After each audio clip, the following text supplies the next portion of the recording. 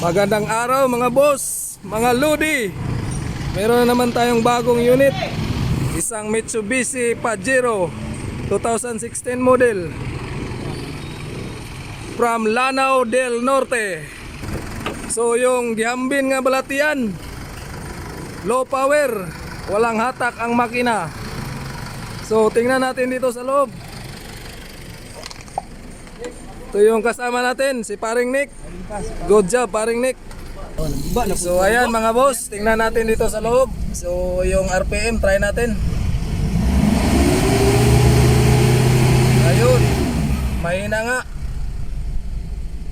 Kita natin na mahinang umangat yung tunggoy-tunggoy ng kanyang RPM.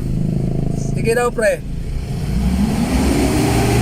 Ayan, mahina talaga umangat yung tunggoy-tunggoy niya. So tingnan natin dito sa ating scanner, gamit lang mga ating OTIL scanner.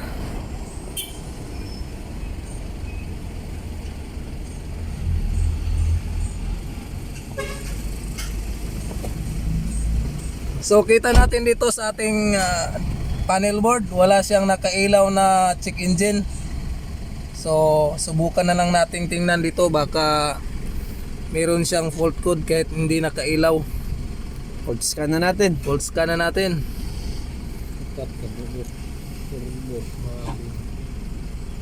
Tulad. Loading ba? So ngayon kita naman natin unang scan. Dito tayo sa engine, wala nga, no fault sa engine, tsaka sa kanyang automatic transmission wala, sa ABS wala, maliban dito sa kanyang meter meron isa lang. So ayan nga, wala talagang trouble code dito sa engine. So manual troubleshooting tayo ngayon. Nagula-ula lang muna tayo. Magpatsamba-tsamba na naman ang mga Nakmar boys. Yun, dito tayo sa harapan. Lulutan na yung airflow niya pare. Pinasok na ng mga Nakmar boys. Yan, tinira na ng isang membro ng Nakmar boys. Ito si Paring Nick, yung kasama natin. City, Pampanga, aswang dati to. So una natin gagawin, dito muna tayo sa mass airflow volume sensor. Linis-linis muna tayo, baka makuha sa patsamba-tsamba. Yan, tininira na ni Mr. Nico Magat. Goods.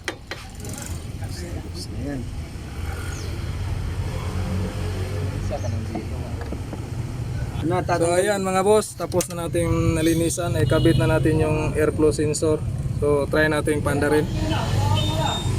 Start! Start! RPM! Oh! Okay, RPM! Ayan, kita natin na hindi gumalaw yung turbo actuator niya dito. RPM! Hindi nga gumagalaw yung tunggoy-tunggoy, hindi umangat. So check natin yung vacuum niya.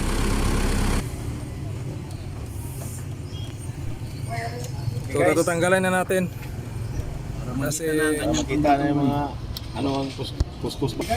alam na natin yung sira niya, yung Meron ba yan pre? vacuum niya. Vacuum ng turbo. Orderan ba? So nakakita na tayo ng ipapalit. Ito yung luma na original niya, saka yung surplus. Original. Ito yung kabit natin. Ayan, pinalitan na ni Mr. Anico yung turbo actuator yan.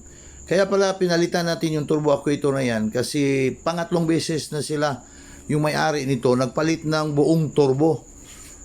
So kung bakit nasira yung buong turbo, yun ang dahilan kasi hindi na makagalaw yung kanyang actuator, wala nang function talaga, kaya nga nasira yung turbo, yun ang dahilan kaya pinalitan natin. Buti na lang meron tayong stock agad. So try natin. para magkasubukan na kung umaangat na ba yung tunggoy-tunggoy ng turbo.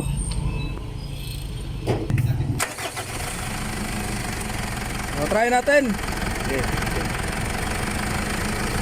Tingnan natin yung tunggoy-tunggoy niya kung umaangat ba. Okay, ayun, umaangat na. Okay. Ayan. Loads na. Yeah. Yan. Mabas na.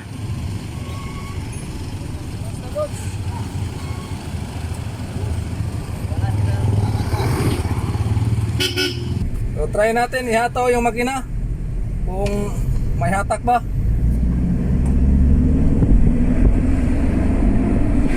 Ayun. Parang sumutoy na kayang ligid.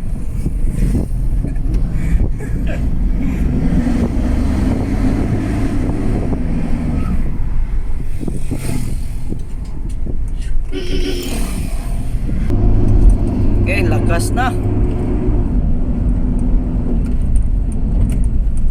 Another satisfying customer. Another satisfied customer.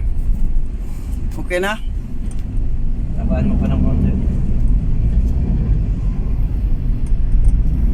Ganun tayo. Lakas ng tumakbo mga boss, mga lods. Okay na to. Lakas ng kanyang hatak. Congratulations mga Lakmar boys. Keep up the good work. So ayan si Mr. Anico Magat. Yung nagdadrive yan si Mr. Dexter Galon. Tsaka yung cameraman nila si Mr. Dangsky Nabaska.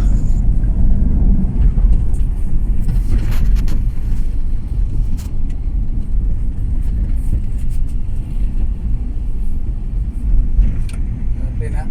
Okay. Goods.